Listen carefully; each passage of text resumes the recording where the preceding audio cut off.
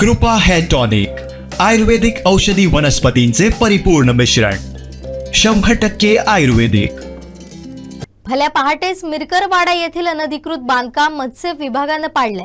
रत्नागिरीसह कोकण किनारपट्टीवरील व्यापारीदृष्ट्या महत्त्वाच्या असलेल्या मिरकरवाडा बंदराला अतिक्रमणाने व्यापून टाकले. त्यामुळे या बंदराचा विस्तारीकरण रखडला होता.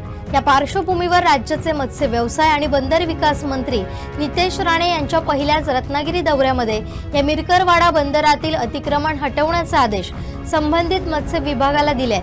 त्यानंतर मत्स्य व्यवसाय विभाग कामाला लागलं होतं आणि त्यांनी या संदर्भात अनधिकृत बांधकाम धारकांना नोटिसा सुद्धा बजावल्या होत्या. त्यानुसार 319 अनधिकृत बांधकामं जमीनदोस्त करण्यात आली आहे.